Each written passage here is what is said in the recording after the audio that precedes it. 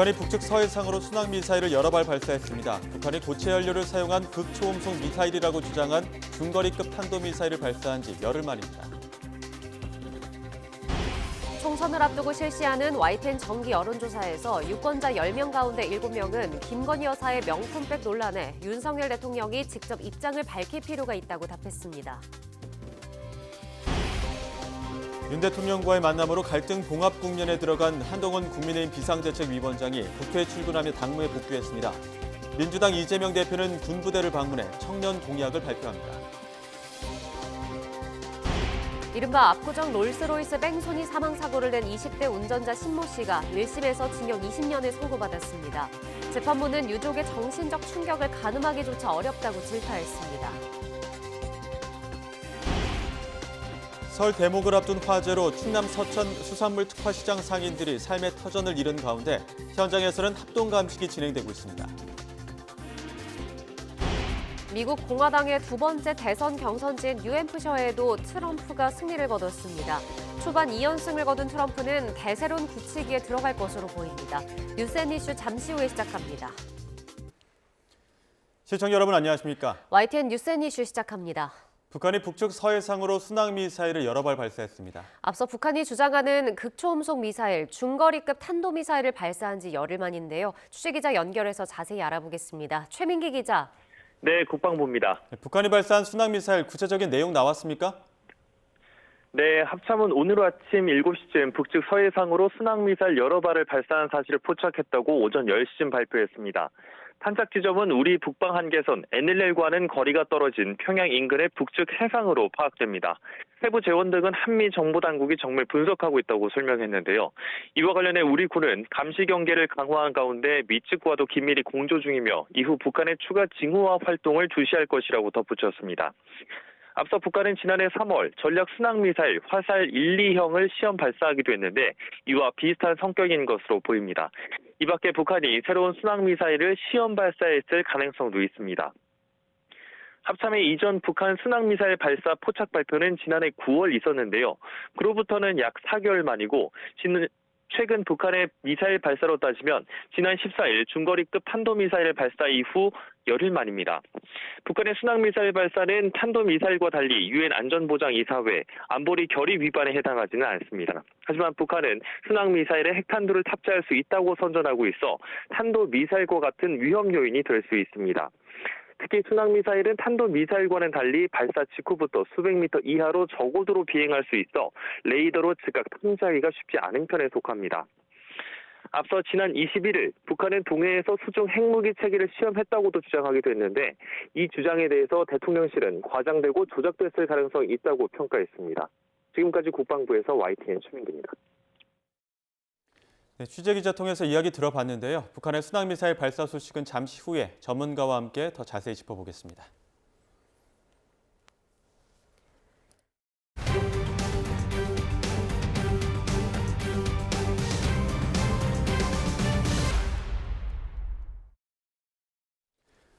네, 이번엔 YTN이 총선을 앞두고 실시하는 정기 여론조사 결과를 전해드리는 민심을 읽다 시간입니다. 김건희 여사 관련 논란의 유권자 10명 가운데 7명은 윤석열 대통령이 직접 입장을 밝힐 필요가 있다고 답했습니다. 또 신년 기자회견을 해야 한다는 의견도 다수였습니다. 보도에 이승배 기자입니다. 윤석열 대통령이 부인 김건희 여사와 관련한 문제들에 직접 입장을 밝혀야 하는지 물었습니다. 전국 유권자 1000명 가운데 69%는 윤 대통령의 입장 표명이 필요하다고 답했습니다. 필요하지 않다는 답변은 24%였습니다. 야권 지지층과 무당층에선 대통령이 입장을 밝혀야 한다는 의견이 대다수였는데 국민의힘 지지층에선 윤 대통령의 입장 표명에 대한 여론이 거의 반반으로 엇갈렸습니다. 윤 대통령이 새해 들어 언론과 소통을 놓고 고심을 이어가는 상황. 지난해 걸은 신년 기자회견을 올해는 해야 할지 물었습니다. 필요하다는 응답이 63%, 필요하지 않다 26%였습니다. 보수층과 국민의힘 지지층에서 윤 대통령의 신년 기자회견을 원하는 여론이 많다는 결과가 나왔습니다. 윤 대통령의 국정 운영에 대한 긍정평가는 2주 전보다 2%포인트 낮아진 31%, 부정평가는 59%로 집계됐습니다. YTN 이승배입니다. 국민의힘 한동훈 비상대책위원장의 정치권 등판이 지지 정당을 정하는 데 영향을 주었다는 유권자는 40%였습니다. 한 위원장 취임 이후 여당 지지율은 다소 낮아진 것으로 나타났습니다. 이어서 조성호 기자가 전해드립니다. 정치 초년병 국민의힘 한동훈 비대위원장의 등장이 지지 정당을 결정하는 데 영향을 미쳤는지 알아봤습니다. 전체 응답자 1000명 가운데 54%는 영향이 없는 편이라고 답했지만 39%는 영향이 있는 편이라고 했습니다. 연령별로 들여다보니 60대 이상에서만 한 위원장의 영향력을 인정하는 답변이 절반을 넘었습니다. 20대와 40대에선 각각 25%와 28%에 그쳤습니다. 국민의힘을 지지한다는 응답자의 70%, 이념 성향이 보수라는 응답자의 57%, 윤석열 대통령 국정 운영에 대해 긍정적으로 평가하는 응답자의 68%는 한 위원장의 영향이 있다고 했지만 나머지 그룹에선 영향이 없다는 답변이 더 많았습니다. 한 위원장의 등장이 전통적인 지지층의 지지세를 유지해주는 경향이 있지만 외연 확장으로 이어지진 않고 있다는 해석이 가능한 지점입니다. 정당 지지도는 민주당이 2주 전보다 1%포인트 낮아진 32%, 국민의힘은 2%포인트 내려간 27%였습니다. 내년 총선에서 제3지대 신당이 모두 나설 경우 어느 당에 표를 줄지 물었습니다. 지역구의 경우 국민의힘 후보에게 26%, 민주당의 28%였고 이주석 대표의 개혁신당은 7%, 이낙연 전 민주당 대표의 새로운 미래는 4% 지지를 얻었습니다. 비례대표 투표 정당을 따로 물었더니 국민의힘 25%, 민주당 27%로 비슷하게 나왔고 개혁신당은 9%, 새로운 미래는 4%였습니다. 두 자릿수 득표가 예상된다는 2주 전 조사 결과에 비해선 제3지대에 대한 주목도가 다소 약해졌습니다. 이번 조사는 YTN이 여론조사기관 엠브레인 퍼블릭에 의뢰해 지난 21일부터 이틀 동안 전국 만 18세 이상 유권자 1000명을 대상으로 전화 면접 방식으로 진행했습니다. 오차 범위는 95% 신뢰 수준의 플러스 마이너스 3%포인트고 자세한 내용은 중앙선거 여론조사 심의위원회 홈페이지를 참조하면 됩니다. YTN 조성호입니다. 어제 윤석열 대통령을 만나 변함없는 존중과 신뢰를 강조했던 한동훈 국민의힘 비상대책위원장이 김건희 여사를 둘러싼 논란에 대한 자기 생각은 이미 충분히 밝혔다고 말했습니다. 총선을 앞두고 더 큰 분열은 안 된다는 우려 때문에 양측이 한 발씩 물러선 모습이지만 출구 전략을 두고는 이견이 여전해 보입니다. 취재기자 연결합니다. 나혜인 기자. 네, 국회입니다. 네, 한동훈 위원장이 김건희 여사 관련 언급을 자제하는 모습인데 어떻게 해석해야 되는 겁니까? 네, 한동훈 위원장의 발언은 오늘 아침 국회 출근길에 기자들의 질문에 답하는 과정에서 나왔습니다. 윤석열 대통령과 갈등이 수습 국면에 들어간 상황에서 앞으로 계획을 묻는 말에 정치의 핵심은 민생이고 민생을 더 좋게 만들기 위한 하나의 목표를 위해서 가는 거라며 이는 윤 대통령도 마찬가지라고 답했습니다. 윤 대통령에 대한 존중과 신뢰에 변함이 없다는 어제 발언의 연장선으로 들리는데 김건희 여사 리스크를 바라보는 입장이 변했느냐는 질문에는 이렇게 답했습니다. 제 생각은 이미 충분히 말씀드렸습니다. 여사님의 사과 내지는 직접 입장 표명이 필요하다고 보시는지도 궁금합니다. 제가 지금까지 말씀드려온 것에 대해서 제가 더 말씀드리진 않겠습니다. 한 위원장의 말은 김 여사 명품 가방 수수 논란을 두고 국민의 눈높이를 강조했던 기존 입장을 유지하면서도 추가 확전은 자제하겠다는 뜻으로 해석됩니다.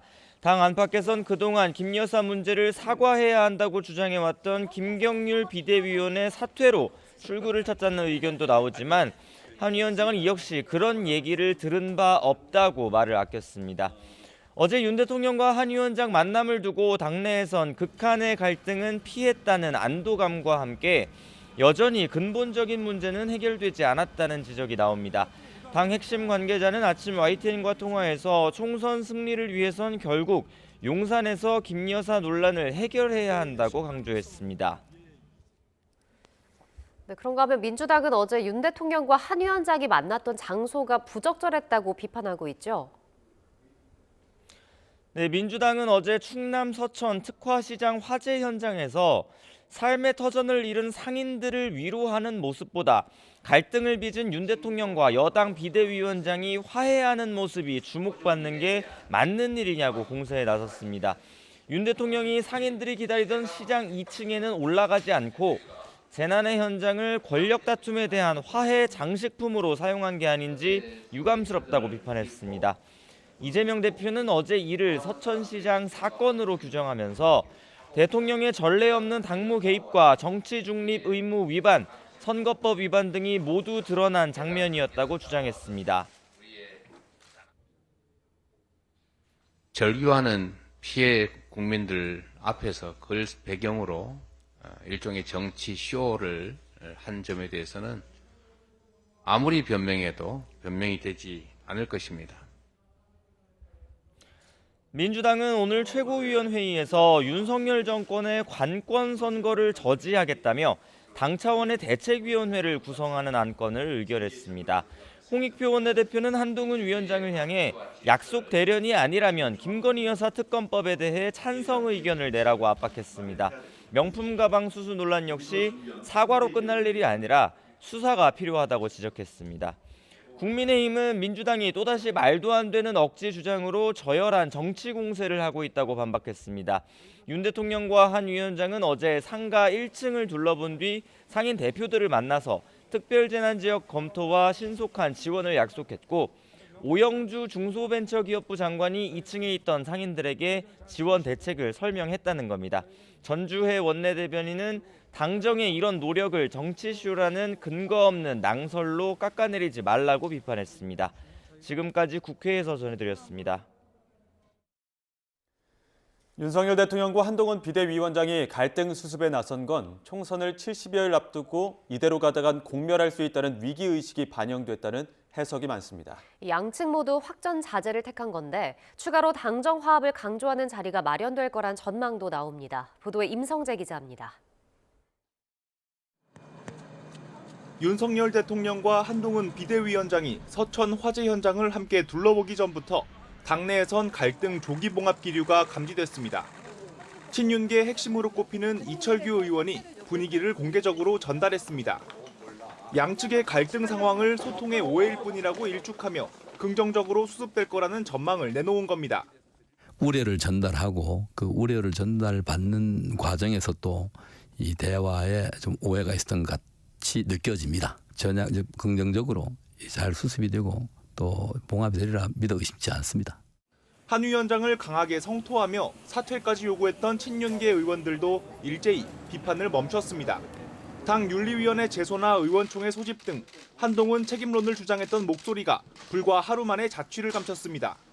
총선을 70여일 앞둔 상황에서 계속되는 당정 갈등은 공멸을 불러올 수 있다는 위기감이 가장 큰 배경으로 꼽힙니다.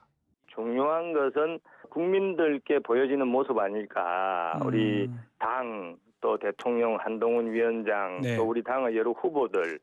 지금 총선이라는 것은 누가 보더라도 절체절명의 이거는 정말 과제지 않습니까? 총선 패배는 여당의 정치적 타격을 입히는 건 물론 윤석열 정권의 조기 레임덕을 촉발할 수 있는 폭발력 강한 사안입니다. 최악의 시나리오를 피하기 위해 한 발씩 물러선 양측이 화합을 강조하는 후속 행보를 고민할 거란 관측에 힘이 실리는 이유입니다. YTN 임성재입니다. 양이원영 의원과 이수진 의원 등 민주당 내 대표적인 친명계 비례대표 의원들이 비명계 현역 의원 지역구에 잇따라 출사표를 던지고 있습니다. 경선에서 집안 싸움이 불가피해 보이는데 계파 갈등의 불씨가 더 커질 거란 전망도 나옵니다. 박기환 기자가 보도합니다. 모든 면에서 초선 강경파 의원 모임 철험회 소속 양이원영 의원이 비명계 양기대 의원의 지역구인 경기도 광명을에 총선 도전장을 냈습니다. 양 의원의 실명을 거론하진 않았지만 민주당답지 않은 정치인이라고 나를 세웠습니다. 국민의힘에 있어도 이상하지 않는 민주당답지 않은 정치인이라는 조롱이 여기저기에서 들립니다. 당대표 체포 동의안에 왜 가결표를 던지셨습니까? 양기대 의원 측은 정치에도 금도가 있다며 강하게 반발했는데 친명 비례대표의 비명 지역구 공략을 둘러싼 내부 갈등은 비단 이곳뿐만이 아닙니다. 역시 대표적 친명 인사로 꼽히는 비례대표 이수진 의원은 당 잔류를 선택한 원칙과 상식 소속 윤영찬 의원의 경기 성남 중원구를 정조준했고 이재명 대표의 심장을 뺏길 수는 없다는 절박함으로 호소드립니다. 배신과 분열의 상처를 주면서 민주당의 이름으로 출마하겠다는 상황을 더는 두고 볼 수 없습니다. 윤 의원은 아무런 연고도 없이 갑자기 지역을 바꾼 건 선당 후사가 아닌 선사 후사라며 불쾌감을 숨기지 않았습니다. 이렇게 민주당 소속 비례대표 의원 16명 가운데 현재까지 비명계 현역 의원을 상대로 4월 총선 출사표를 던진 인사는 모두 6명. 비례대표는 재선에 도전하며 같은 당 현역 의원 지역구는 피한다는 그동안의 관례가 깨졌습니다. 권리당원의 지지가 당내 경선의 승패를 가를 주요 변수로 꼽히는 만큼 일부러 비명계 지역구를 노린 것 아니냐는 불만도 터져나왔습니다. 이딴 탈당에 이어 다시 내분이 고조될 조짐마저 보이자 지도부는 단합과 존중을 강조하며 자제를 촉구하고 있습니다. 경쟁은 치열하게 해야 돼, 공정하게 해야 되고 경쟁자 역시 같은 당 안에 있는 당내 동지이기 때문에 같은 동지로서의 존중과 배려도 경쟁 과정에서 잊지 않아야 된다. 이런. 하지만 컷오프 수준의 감산이 적용되는 현역 의원 평가 하위 20% 명단 통보가 임박해지면서 계파 갈등을 넘어 제3지대로 이탈하는 의원이 더 나올 가능성도 배제할 수 없다는 관측이 힘을 얻고 있습니다. YTN 박견입니다. 전라도를 중심으로 사흘 동안 서해안에 북극 한파와 함께 많은 눈이 내렸습니다. 별다른 피해는 없었지만 많게는 30cm 넘게 눈이 쌓여 시민들이 불편을 겪었습니다. 보도에 김민성 기자입니다. 건물로 들어서려던 차량 한 대가 눈밭에 빠졌습니다. 가속 페달을 밟아도 역부족. 안 그래도 바쁜 출근길이 더 어수선해졌습니다. 눈을 치우지 않아가지고 지금 눈이 쌓여가지고 헛바퀴 도는 상황이어서 지금 좀 난감하네요. 집집마다 동트기 전부터 제설 작업을 시작했습니다. 습기를 머금어 유독 무거운 눈더미. 여럿이 힘을 합쳐도 금세 지치고 맙니다. 아이 치워야지. 안 치우면 뭐 어떻게 누가 사람이 보행을 할 수도 없고 또 이 주차도 할 수 없고 그러니까 이제 치워야죠. 서해안을 중심으로 내린 눈은 곳에 따라 많게는 30cm가량 쌓였습니다. 다행히 폭설 때문에 발생한 큰 인명이나 시설물 피해는 없었다고 전북자치도는 밝혔습니다. 앞서 사흘간 이곳 정읍의 공식 적설량은 약 30cm. 그런데 이렇게 화분에 손을 넣어보면 팔 하나가 다 들어갈 정도입니다. 광주 지역 적설량도 20cm를 훌쩍 넘겨 행정당국은 시내버스 노선을 우회 또는 단축 운행해 출근길 교통 불편을 최소화했습니다. 전남에도 평균 8cm 가까운 눈이 쌓였습니다. 폭설과 함께 찾아온 북극 한파도 영하 10도를 넘나들며 시민들의 몸을 움츠리게 했습니다. 기상청은 이번 북극 한파가 금요일부터 차츰 물러날 것으로 예상했습니다. YTN 김민성입니다. 제주공항은 어제 폭설과 강풍 등 악천후로 항공기 400여 편이 무더기 결항했습니다. 관광객 등 2만여 명이 결항 때문에 제주에 발이 묶였는데요. 오늘은 다행히 아침 일찍부터 비행기 운항이 재개됐다고 합니다. 제주 연결해 추가 상황 알아보겠습니다. 고재영 기자. 네, 제주 취재본부입니다. 다행히 오전부터 운항은 재개됐다고 하는데 지금 상황 어떻습니까? 네, 어제 420여 편이 무더기 결항했던 제주공항이 차츰 정상을 되찾고 있습니다. 공항 측은 오전 6시까지 활주로와 유도로 제설 작업을 마무리했다고 밝혔습니다. 이에 따라 마카오에서 출발한 제주항공 여객기가 오전 6시 15분 제주에 도착하는 등 항공기 운항이 재개됐습니다. 다만 어제 무더기 결항이 있었던 만큼 연결편 관계로 지연되는 항공편이 많습니다. 오늘 제주공항을 오가는 항공편은 임시 증편한 33편을 포함해 모두 493편입니다. 제주공항 출발 대기실에도 점차 대기표를 구하려는 사람들로 북적이고 있습니다. 항공사 창구마다 사람들이 줄을 서 있고 일부는 바닥에 앉아서 휴대전화로 비행기표를 찾아보고 있습니다. 어제 무더기 결항으로 제주에 발이 묶인 사람이 2만여 명에 달해 모두 수송하려면 오늘 늦은 시각까지 걸릴 것으로 보입니다. 네, 제주 지역 폭설로 도민들 불편도 컸는데 오늘까지 불편 이어지고 있습니까? 네, 다행히도 어제보다는 다소 상황이 낫습니다. 눈이 이따금씩 내리긴 하지만 어제보다 강도도 약해지고 제주 남부 지역과 추자도는 대설주의보가 해제됐습니다. 주요 시내도로도 어제와 달리 눈이 녹으면서 월동장구 없이도 차량 운행이 가능합니다. 어제보다 출근길 불편도 덜했습니다. 그래도 아직은 한라산을 비롯한 제주 산간에는 대설경보, 단 일부 지역에는 대설주의보가 각각 발효 중입니다. 지난 일요일부터 내린 눈의 양을 보면 한라산 삼각봉에 51.9cm의 많은 눈이 쌓였고 해안 지역에는 표선 8.9cm, 중문 5.2cm의 적설량을 기록하고 있습니다. 천백도로와 516도로 등 주요 산간도로는 아직 통제 중입니다. 제주지방기상청은 해안 지역에 내리는 눈의 강도가 어제보다 다소 약해지겠지만 내일까지 대설과 강풍 등 기상특보가 이어지겠다며 주의해달라고 밝혔습니다. 지금까지 제주에서 YTN 고재영입니다. 올해 설 차례상을 차리는 데 드는 비용이 또다시 역대 최고치를 갈아치웠습니다.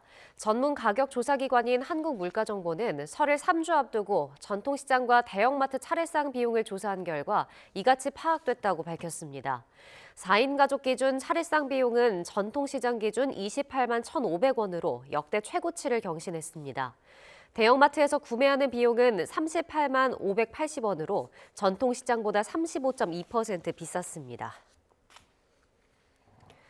충남 서천군 수산물 특화시장에 큰 불이 나 점포 220여 곳이 완전히 타버렸는데요.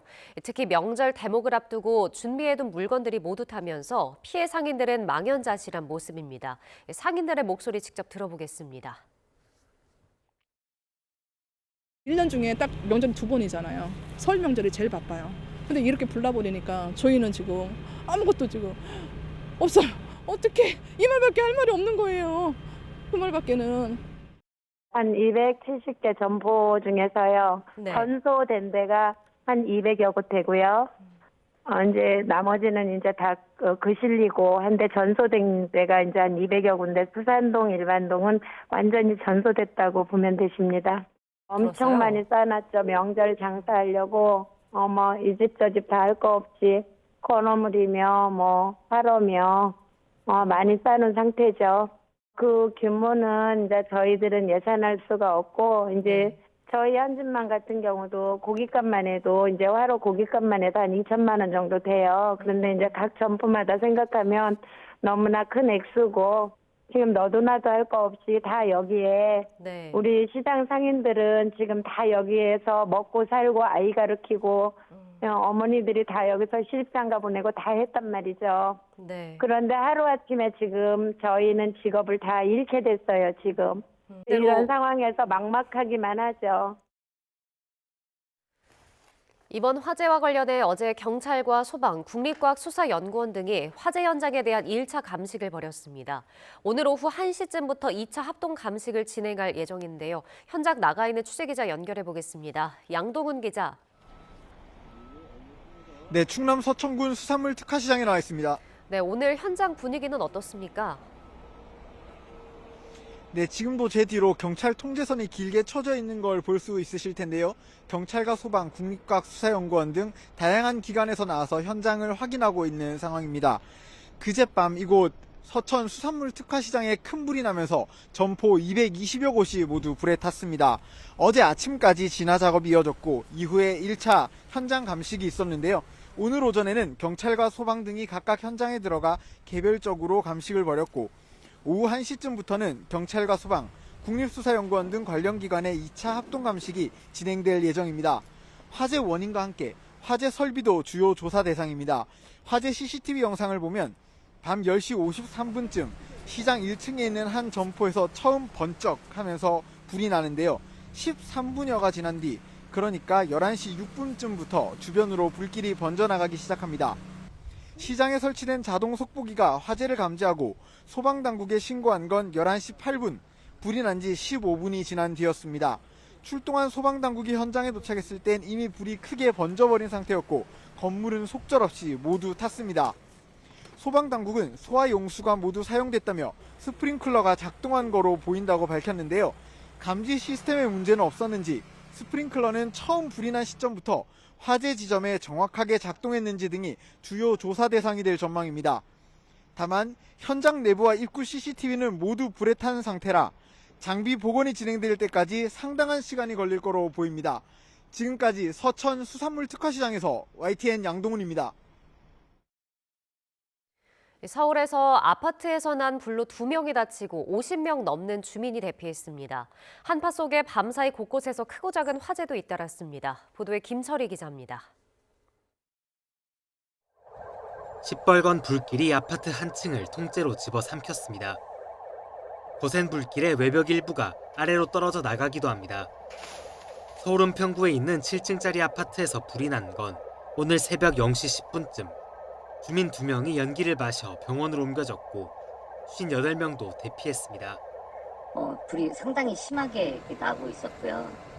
주위에 보니까 또 일부 환자분들로 보이는데 40분 만에 불을 끈 소방은 화재 원인을 조사하고 있습니다. 어젯밤에는 서울 서초구에 있는 고시원에서 불이 났습니다. 거센 불길에 큰 폭발음까지 나 인근 주민들이 놀라기도 했습니다. 그러니까 지금 뭐가 터지는 소리라고 저게 지금. 다행히 다친 사람은 없었지만 고시원 거주자 15명은 구청에서 마련한 숙박시설로 옮겨갔습니다. 오늘 새벽에는 경기도 화성시에 있는 화물운반대 야적장에서 큰 불이 났습니다. 이 불로 50대 남성이 온몸에 2도 화상을 입고 병원으로 옮겨졌습니다. 소방은 화재 발생 30여 분 만에 주변 소방서 인력과 장비를 모두 동원하는 대응 2단계까지 발령한 끝에 불길을 잡았습니다. 비슷한 시각 대전시 유성구에 있는 4층짜리 다가구 주택에서도 불이 나 주민들이 대피했습니다. 소방은 화재 원인과 피해 규모를 조사하고 있습니다. YTN 김철입니다. 오늘 새벽 2시 37분쯤 강원도 춘천시 남산면 서천에 있는 스키 장비 대여 상점에서 불이 났습니다. 불이 나자 사람들은 모두 대피해 인명피해는 없었지만 330제곱미터 규모 점포 한 동과 차량 일부가 불에 탔습니다. 경찰과 소방당국은 화재 원인을 조사하고 있습니다. 이른바 압구정 롤스로이스 뺑소니 사망사고를 낸 20대 운전자가 1심에서 징역 20년을 선고받았습니다. 서울중앙지방법원은 오늘 도주치사 혐의 등을 받는 20대 남성 신모 씨에게 징역 20년을 선고했습니다. 재판부는 신 씨가 의사 권고를 무시한 채 운전해 피해자가 도저히 피할 수 없는 사고를 당했다며 죄책이 이루 말할 수 없이 중하다고 밝혔습니다.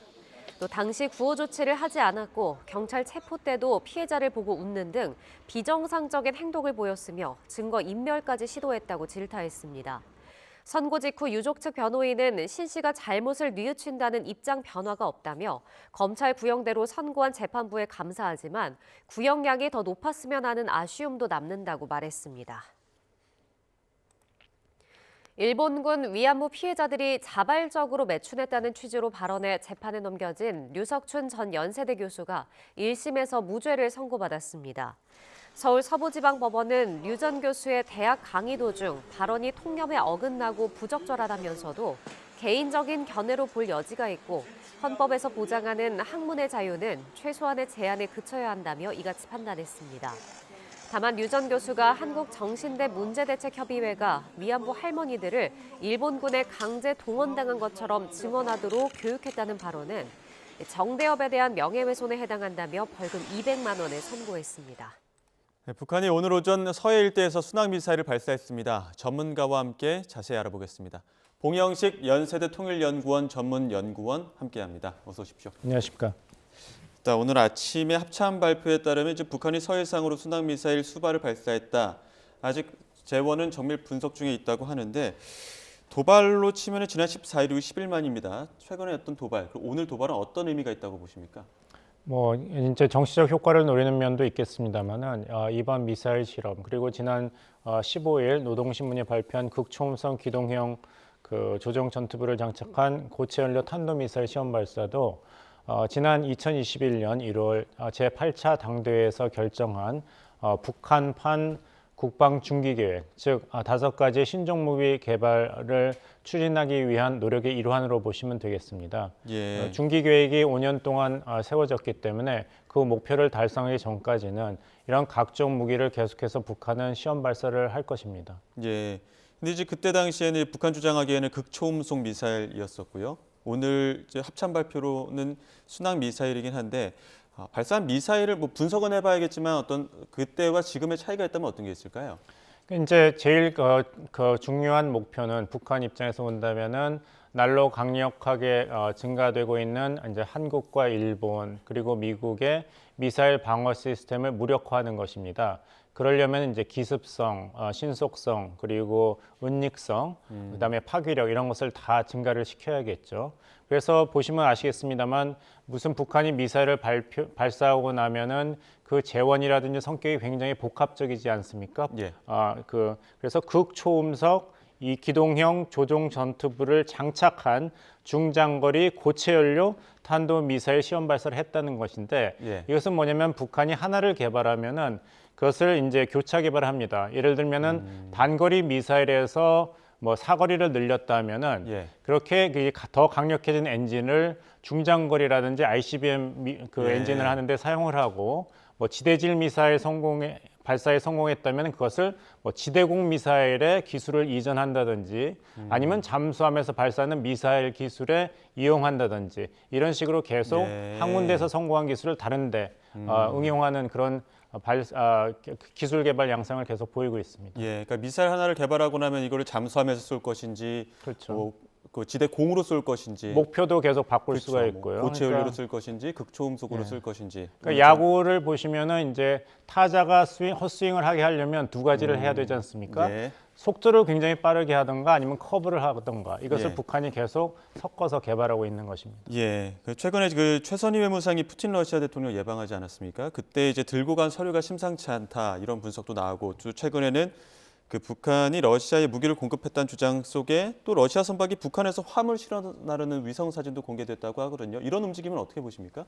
네, 러시아 입장에서도 이제 우크라이나 전쟁을 계속하고 있기 때문에 이런 서방 세계 압박에 대응하기 위해서 북한을 이제 가까이 끌어안는 모습을 보이고 있습니다. 또 예. 북한 입장에서 본다면은 하노이 노딜 2019년 2월 이후로 자력 갱생의 길을 걸어왔지만 사실 굉장히 어려움이 많기 때문에 중국에 기대했습니다만 중국은 또 미중 경쟁 패권 맥락에서 북한을 무조건적으로 지지할 수는 없는 것이죠. 예. 그래서 중국에 실망한 북한이 러시아 쪽으로 이제 눈길을 돌린 것으로 보시면 되겠습니다. 예. 하지만 과연 러시아 푸틴 대통령이 북한이 러시아에 어떤 무기를 제공했다 하더라도 그 대가로서 과연 인류 역사상 처음으로 핵무기 기술 이전을 하는 국가 그런 전략적인 결정을 내릴지는 좀 두고 봐야 될 것 같습니다. 예. 북한 입장에서는 모든 기술을 다 전수받고 싶겠지만 그런 예. 것을 모두 러시아 푸틴 대통령의 소원을 들어줄 것인가 이것은 좀 저희가 조심해서 지켜봐야 될 것입니다. 네, 그런 면에서 이제 푸틴 대통령이 북한을 언제 방문할 것이냐 이런 부분도 지금 시기를 두고 여러 가지 해석들이 나오고 있는데 4월 이후 가능성이 나옵니다. 가려면 뭔가 선물을 들고 가야 되지 않겠습니까? 어떤 부분 좀 관전 포인트로 짚어봐야 될까요? 과연 그 북한이 자체 개발한 핵 미사일 능력 그리고 정찰 위성 이상의 기술을 러시아가 북한에 이전할 것인가 이것을 좀 눈여겨봐야 될 것 같아요. 예. 예전에 이제 북한 김일성 정권이 소련에게 우리는 같은 사회주의의 동지이기 때문에 핵무기 기술을 이전해 달라 그럴 때 소련이 거절을 했습니다. 그래서 제공을 했던 것은 실험용 굉장히 작은 플루토늄 위주의 원자력 발전기였습니다. 그것이 이제 영변에 설치되었고 그것을 북한이 자체적으로 개발해서 영변 그 핵무기 개발까지 성공한 것인데 이런 사례를 본다면은 소련의 경우뿐만 아니라 기존의 핵 무력 국가들이 다른 국가에게 핵 기술이라든지 미사일 기전을 완전히 이전하는 것은 사례가 없습니다. 만약에 이번에 푸틴 정권이 북한의 모든 소원을 들어준다면 그것은 굉장히 그 러시아가 북한과 앞으로 운명을 같이 하겠다는 것인데 과연 그런 극한적인 상황까지 러시아가 도박을 할 것인지는 사실 가능성이 높지 않다고 봅니다. 예, 지금까지는 북러 관계 혹은 북한의 오늘 아침 합참이 발표한 수당 미사일 관련 소식을 짚어봤는데 다음 주제로 한번 넘어가 보도록 하겠습니다.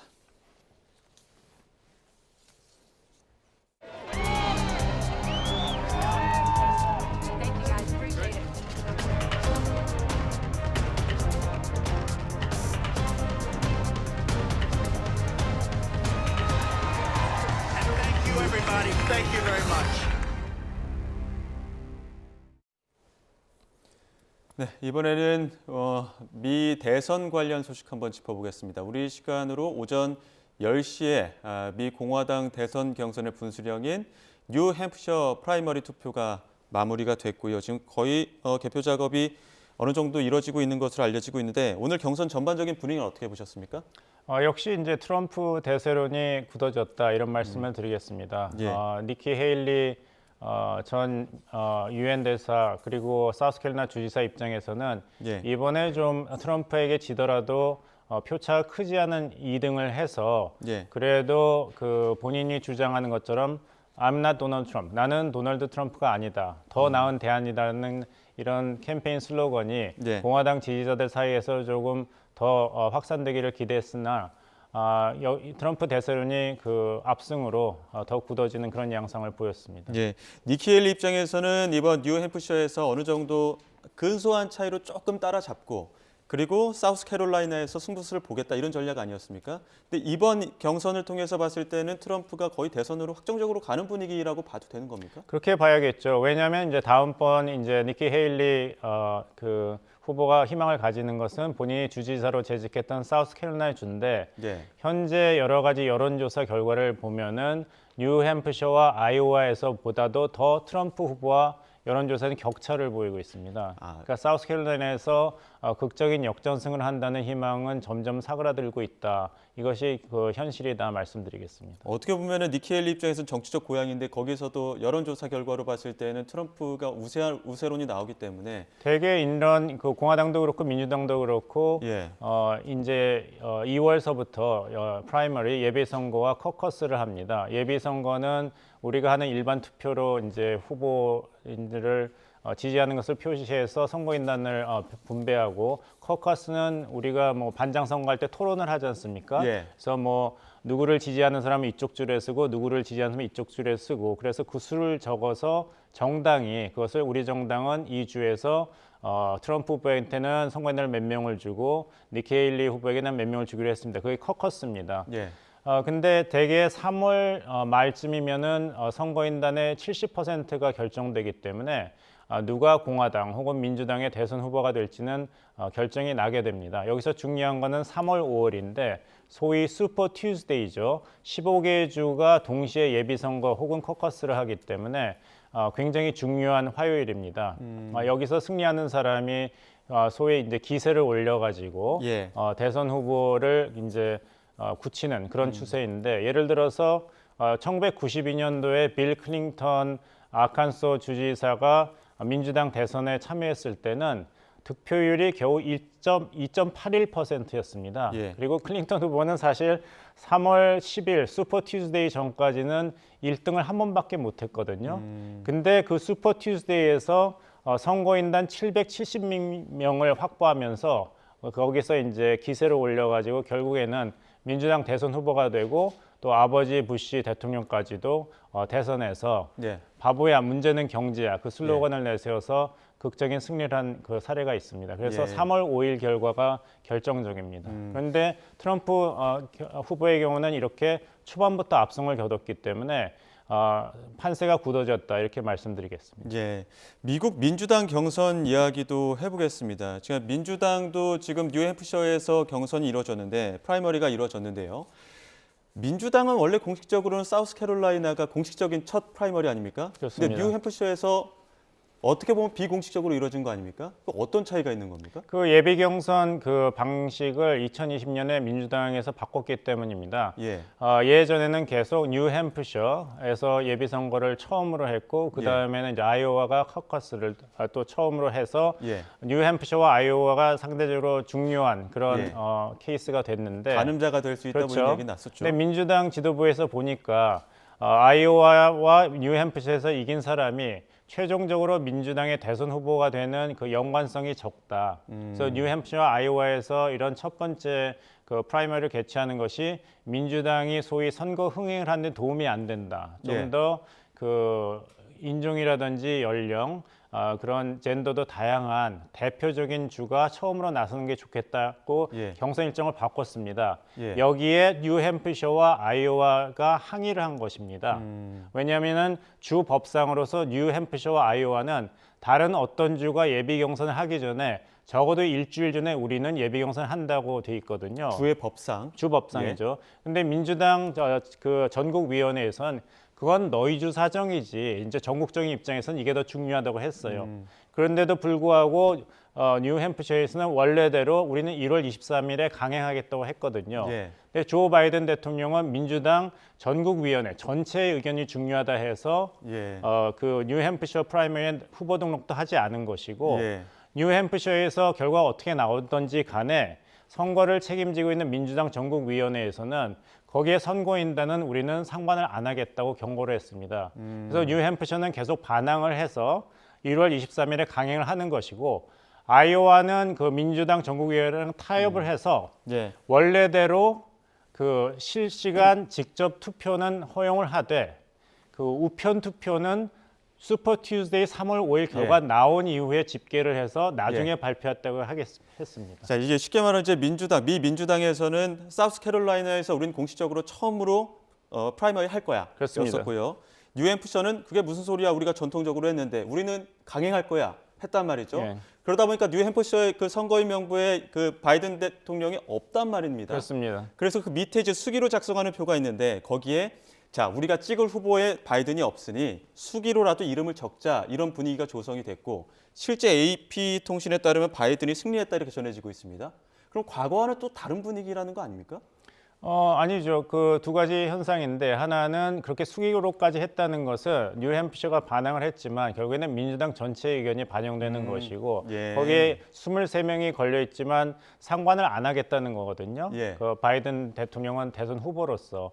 그리고 거기 그럼에도 불구하고 조 바이든 지지자가 그렇게 많이 나왔다는 것은 결국에는 공화당은 도널드 트럼프, 민주당은 현직 대통령인 조 바이든 이렇게 양자 구도가 사실상 확정된 그런 반증이다 이렇게 보시면 되겠습니다. 저는 2020년 그 대선 당시에 뉴햄프셔에서 이제 바이든이 5위로 굴욕을 하지 않았습니까? 그렇습니다. 그거에 비하면 지금 수기로 나타난 어떤 표심은 어느 정도 바이든의 좀 우세가 가는 쪽이 아닌가 이런 생각도 그렇죠. 들었었는데. 그때는 부티지지가 1등을 했는데 결국에는 뉴햄프셔에서도 1등을 못했는데 세 번째 사우스캐롤라이나에서 바이든 후보가 당시에 1등을 하면서 조 바이든이 고령에도 불구하고 경쟁력이 있다는 것이 판명이 되었고 결국에는 민주당 대선 후보로 결정이 되고 대선에도 승리했죠. 자, 그러면 말씀하신 것처럼 어떤 트럼프와 바이든의 양자 구도로 좀 좁혀지는 부분이 있다라고 했을 때 바이든은 지금 당장 그 고령이라는 그 좀 리스크가 있지 않습니까? 여기에 대해서는 극복하고 좀 뭐 대선까지 나갈 수 있을 거라고 보십니까? 글쎄요. 모르죠. 이제 10개월이 얼마나 긴 시간이라면은 보냐면은 우리나라에 대입해서 본다면 10개월이면 지금 우리 윤석열 대통령이 아직 검찰에 재직하실 때입니다. 그러니까 미국 대선도 조 바이든 대통령이 어떻게 될지, 건강이 어떻게 될지, 구도가 어떻게 될지는 아직 너무 많은 시간이 남아있다 말씀드리겠습니다. 그러면 반대로 그 트럼프의 입장을 한번 보겠습니다. 트럼프 입장에서는 바이든은 그 고령이라는 어떤 리스크, 우려가 있지만 트럼프는 또 그 사법 리스크라는 변수가 있지 않습니까? 4번 기소됐고 91개의 혐의가 있는데 이 부분과 관련해서 다 털고 나갈 수 있을 거라고 보십니까? 다 털고 나가지 않는 것이 오히려 대선과 더 유리하지 않을까 생각합니다. 다시 한국 케이스로 말씀드리자면 추미애 전 법무장관이 윤석열 검찰총장을 정치 희생양으로 만들어서 결국에는 대선 승리까지 준 우리 민주당 인사들이 반성해야 된다고 메시지를 날렸지 않습니까? 마찬가지로 도널드 트럼프 대선 후보 입장에서는 나는 희생양이다, 마녀 사냥이다. 민주당이 대선에 승리할 자신이 없으니까 괜히 나의 피선거권을 헌법을 어겨가면서까지 박탈하려고 그런다. 이거는 선택적인 사법 정의다 한다면은 트럼프 지지자들은 더 규합하지 않겠습니까? 그리고 민주당 측 입장에서 본다면은 트럼프 대통령이 얼마나 착한 모습을 보인다고 해서 과연 트럼프 지지로 돌아설까요? 그런 입장에서 본다면 트럼프가 자신을 정치적인 마녀 사냥의 희생양이라는 그런 이미지를 계속 굳혀나가는 것이 중요하고 또 유리하고 법적인 입장에서 말씀드린다면은 미국 헌법상 반란죄를 저지른 사람이 대통령이 될 수는 없습니다. 하지만 과연 2021년 1월에 의회난이 폭동이 반란이냐 여기에 대해서는 미국 법원이 아직 최종 판결을 내리지 않았고 또 그 반란이라 하더라도 과연 트럼프라는 정치적인 인물이 그 반란을 선동했는가 사법적 책임이 있는가도 아직 판결이 나와 있지 않습니다. 그 판결이 11월 5일 미국 대선 전에 나오지 않는다면, 그리고 나오더라도 미국 대법원이 그렇기 때문에 트럼프 후보는 피선거권이 없다는 판결을 내지 않는다면은 이 사법 리스크는 법적으로 본다면은 아무런 영향이 없습니다. 예. 자, 그럼 마지막으로 만약입니다. 트럼프 대통령이 이제 임기를 치를 수 있게 된다면, 이렇게 대선에 성공한다면, 지금 워낙 그 정세적으로 복잡하게 이루어지지 않습니까? 우크라이나 전쟁도 있고 중동 상황도 있고 북한 문제까지. 만약에 트럼프 대통령의 대선 성공이 가져올 수 있는 변화라고 한다면 어떤 것들이 있을까요? 트럼프 대통령은 이제 원칙이 있다면은 모든 것은 협상이 가능하다는 것입니다. 그래서 이것이 우리 외교안보 입장에서도 유리한 측면이 있지만 또 불리한 측면도 있고, 예. 그래서 트럼프 대통령을 있는 그대로 파악을 하고 이미 4년 동안 관찰을 했지 않습니까? 경험을 하고 예. 거기에 대해서 적절한 그 대응을 한다는 것이 중요할 것 같습니다. 알겠습니다. 여기까지 듣도록 하겠습니다. 자, 지금까지 봉영식 연세대 통일연구원 전문연구원과 함께했습니다. 오늘 말씀 고맙습니다.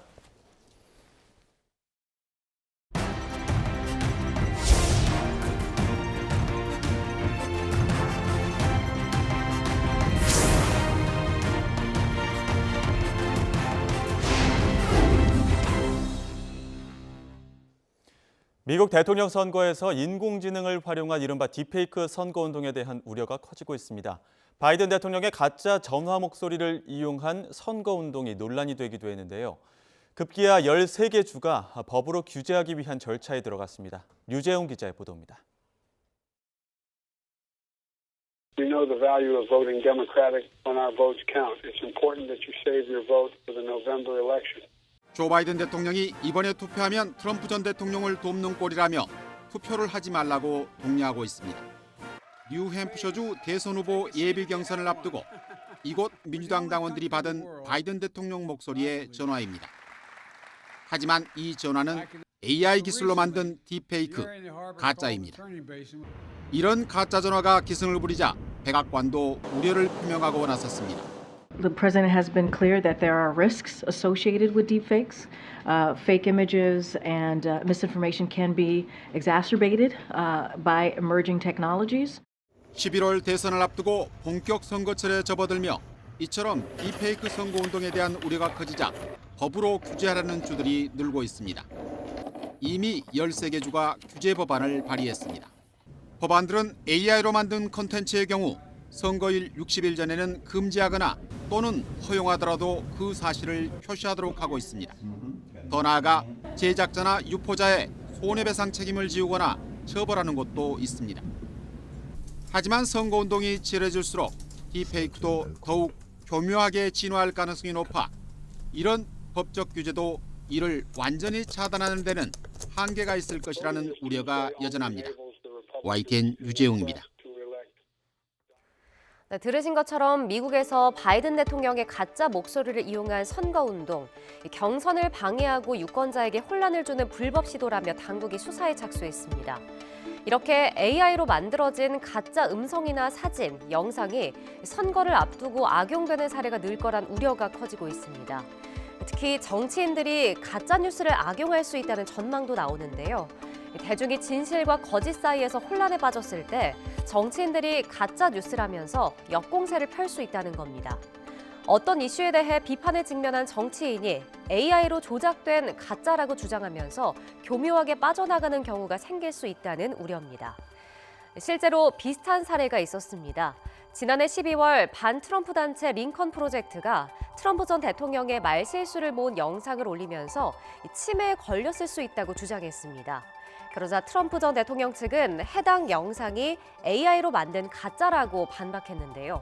하지만 미국 언론들은 해당 영상이 조작이 아니라 언론에 보도된 실제 영상이라고 밝혔습니다. 이런 사례가 이어지자 미국에선 정치적 딥페이크와 관련해 법적 장치가 필요하다는 목소리가 커지고 있는데 우리나라에서도 예외는 아닙니다. 올해 총선을 앞두고 딥페이크를 악용한 사례가 늘어날 수 있다는 전망이 나오고 있는데요.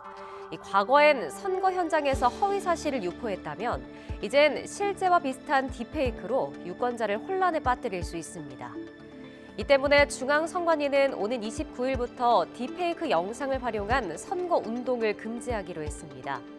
AI 기술로 만든 음향이나 이미지, 영상을 제작하거나 편집, 또 유포, 상영할 수 없습니다. 다만 해외 인터넷 주소를 이용해 영상을 만들면 규제를 피할 수 있어 실효성에 의문이 있다는 지적도 나오는데요. 선거를 겨냥한 AI 악용을 막기 위해 보다 촘촘한 대책 마련이 필요할 것으로 보입니다. 삼성전자가 세계 첫 인공지능 스마트폰 갤럭시 S24를 내놓고 세계 점유율 1위 탈환을 노리고 있습니다. 삼성의 AI폰 시대의 포문을 열면서 경쟁사 애플도 조만간 반격에 나설 것으로 보입니다. 홍상희 기자입니다. 마치 동시 통역사가 옆에 있는 것처럼 상대방의 언어로 바로 번역한 음성이 나옵니다. 스마트폰 화면에 원을 그리면 궁금한 대상의 정보가 곧바로 튀어나옵니다. 세계 첫 AI 스마트폰 체험에 나선 이용자들은 어린이부터 노인까지 호기심으로 가득한 표정입니다. 외국인이랑 새로운 기능을 써보면서 전화한 게 가장 재미있었어요. 러시아인한테 한번 전화를 걸어보자고 할 것 같아요. 인터넷 연결 없이도 13개 언어로 실시간 통역이 가능하고 통화 내용 요약과 카카오톡 번역, 사진 편집 기능이 갤럭시 S24의 대표적인 기능입니다. 특히 스마트폰 안에 인공지능을 탑재한 온 디바이스로 정보가 서버를 거치지 않아 보안도 안심할 수 있다는 게 강점입니다. 삼성전자와 이동통신사 3사가 25일까지 사전 예약 행사에 나선 가운데 실생활과 밀접한 기술로 기능 면에서는 애플을 넘어섰다는 반응도 나옵니다. 애플은 일단 디자인이 예쁘고 갤럭시는 기능이 조금 더 실생활에 밀접한 그런 편한 기능들이 많아서 좋은 것 같습니다. 갤럭시 S24로 바꿀 계획 있으세요? 네, 가격만 괜찮으면. 세계 최초 AI 타이틀을 놓친 애플도 곧 반격에 나설 전망입니다. 당장 올해 출시되는 아이폰 16에 생성형 AI 기능을 탑재할 것이라는 관측과 함께 AI가 동영상의 인물과 배경을 자유롭게 조합하는 기능이 적용될 것이라는 전망도 나옵니다. 사용자의 킬러 서비스가 있어야 돼요. 행성형 AI 모델의 학습이 온 디바이스에서 되어야지 진짜로 이제 사용자들한테 체감이 있고 클 것 같다고 생각하거든요. 해당 사용자에 맞는 모델을 해당 디바이스에서 트레이닝할 수 있으니까 점점 더 정확도가 굉장히 높아지는 그런 서비스가 만들어질 것 같거든요. 시장조사기관 카운터포인트 리서치는 올해 갤럭시 S24의 판매량이 3,600만 대로 예상된다며 갤럭시 S7 이후 8년 만에 최대치를 기록할 것으로 내다봤습니다. 삼성전자가 지난해 애플에 내줬던 글로벌 스마트폰 점유율 1위 탈환을 노리면서 두 빅테크의 AI 대전은 앞으로 더 뜨거워질 전망입니다. YTN 홍상입니다. 출산율이 매달 1년 전 대비 역대 최저 기록을 경신하고 있습니다. 지난해 11월 출생아 수가 11월 기준 처음 17,000명대로 내려앉았습니다. 인구는 49개월째 자연 감소했습니다. 보도에 이승은 기자입니다. 지난해 11월 태어난 아기가 17,531명이었습니다. 11월 기준 처음으로 18,000명대 아래로 내려갔습니다. 14개월째 1년 전 같은 달 대비 역대 최저입니다. 모든 달을 통틀어 봐도 역대 세 번째로 적습니다. 이에 따라 지난해 들어 11월까지 태어난 아기는 모두 21만 3천 명에 불과했습니다. 지난해 11월 태어난 출생아 수는 다만 1년 전 같은 달에 비해 1,410명, 7.6% 감소해서 감소폭은 좀 줄었습니다.